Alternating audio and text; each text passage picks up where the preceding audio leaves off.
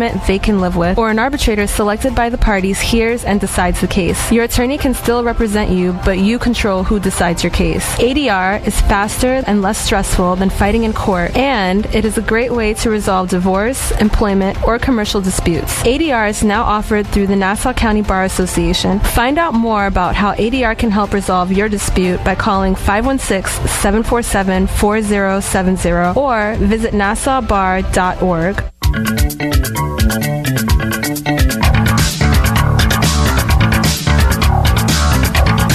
Once again, we continue with Law You Should Know. From the Mineola Law Firm of Shane, Dox, Denise, Corker, and Sauer, here is attorney Kenneth J. Landau. Hi, this is Ken Landau, and welcome back to Law You Should Know. We're talking about real estate broker agreements. And this program is helpful to real estate brokers, consumers, and attorneys can earn CLE credit by listening to this program. Just make sure you write down the important code at the end of the program and contact the Nassau Academy of Law at 516-747-4070 for further information. Also assisting me today is Brandon Kaufman. He's a student here at Nassau Community involved with WHPC. My guest and expert in this area is Andrew M. Leib. He's with Leib at Law in Manhasset, New York. He's also involved in real estate and involved in training real estate brokers. Another question from Brandon. Okay, for these listing agreements, what is the usual fee? Well, the brokers that are listening to this are hoping I'm going to say 100%. But I'm thinking that we're going to have to give some reality. If you're going to hire a broker on the high end, we see it at 6%. A lot of places in Long Island are trying to jam that down to 5 or 4%. But, Brandon, I want you to know, for consumers out there that are really pinching that penny, you can get what's called a flat fee listing as well, where there's certain companies that will just charge you a fee to put it on the MLS yourself. So it goes from as if you want to get a broker on the Econo Lodge to one on the Ritz-Carlton level. It just depends on what you want to pay for. So it might be cheaper if you're doing a lot of the work yourself, if you're handling the open houses, if you're showing buyers the property. That's what a lot of consumers' presumption would be. I'll tell you my experience being very involved in the brokerage world. As Ken mentioned, I train this field. We have 7,000 students in my school in real estate brokerage, Leib School. And in that school, what we've learned is that, unfortunately, it's not about the work you do, Ken. It's about whether you get blackballed in the community. What I mean by that is you want a big name, you want a big broker, you want someone that other brokers want to work with. Before the break, we were talking about the MLS. You want a place where other companies are going to say, I know that listing agent, I trust that listing agent, they're going to share commission with me, and that's how you're going to bring all the buyers to the house.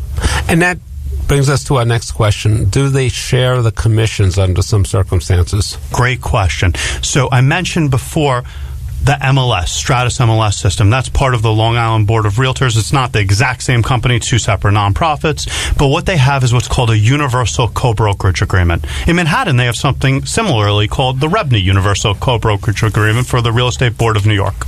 What a co-brokerage agreement is how two different companies split a commission. The Long Island one allows the listing agent to offer whatever percentage they want to the person who's bringing the buyer, known as the selling agent. And they can offer a different commission whether that selling agent's negotiating for the buyer or against the buyer. So there's a uniform mechanism we do it, but not a uniform commission rate in the Long Island marketplace. Okay, is this fee negotiable with the broker? If you're asking me if the fee on the listing's negotiable, it certainly is. But when I train brokers, I say to do this.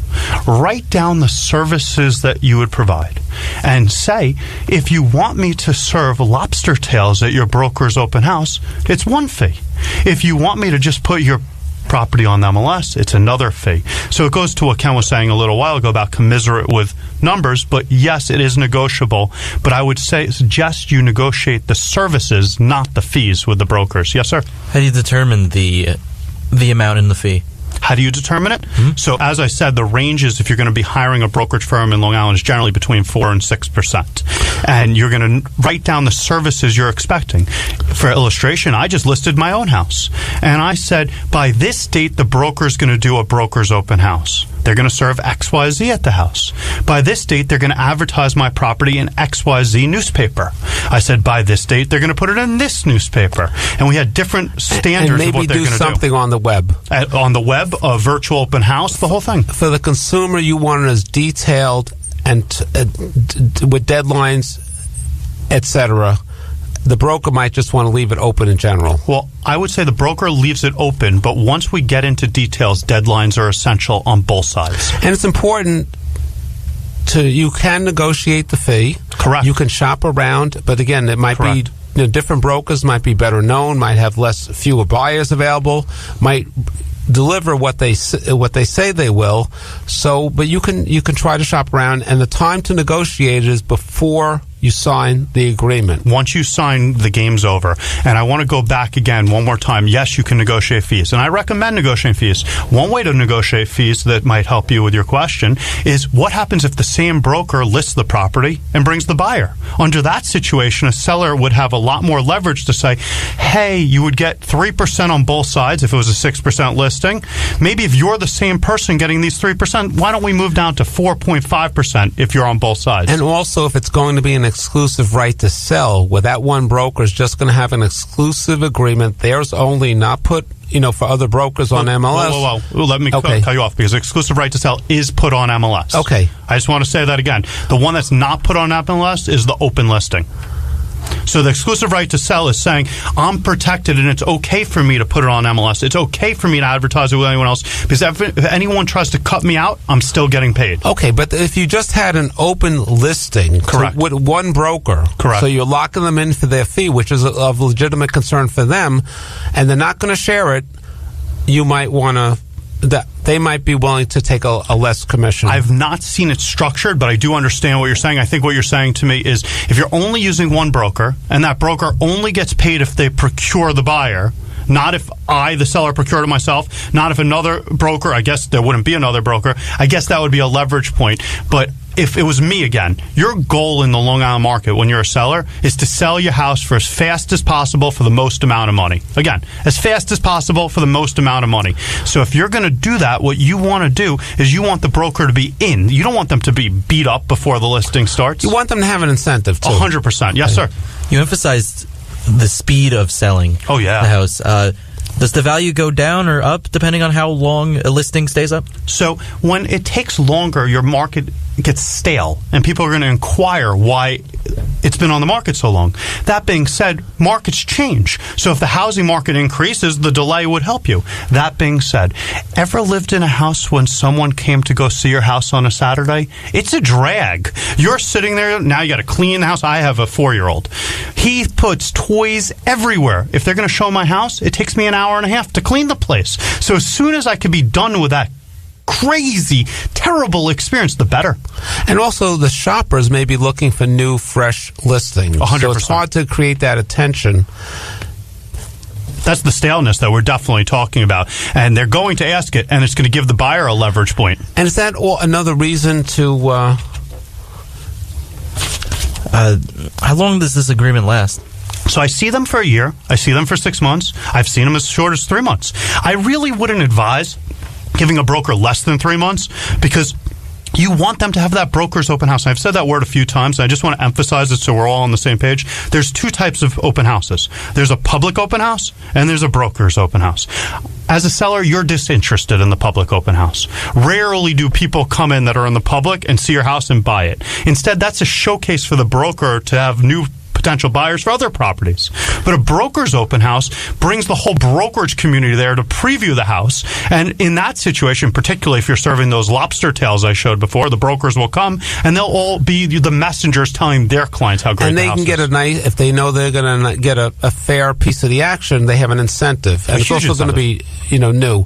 But you don't want to give them too much time, because if it's a 6-month or 9-month agreement, you may have other plans and the broker may not do things on day one. And I want to go back to when we were saying the things they had to do, because I'm a huge fan, particularly on the $2 million plus range, of you putting in deadlines and what they have to do by those deadlines. And you can always renew the agreement. You could say they've been doing a good job, but maybe it was the winter. You can always renew it. But once you sign 6 months or 9 months and you find they're not being productive, you may be locked into the agreement.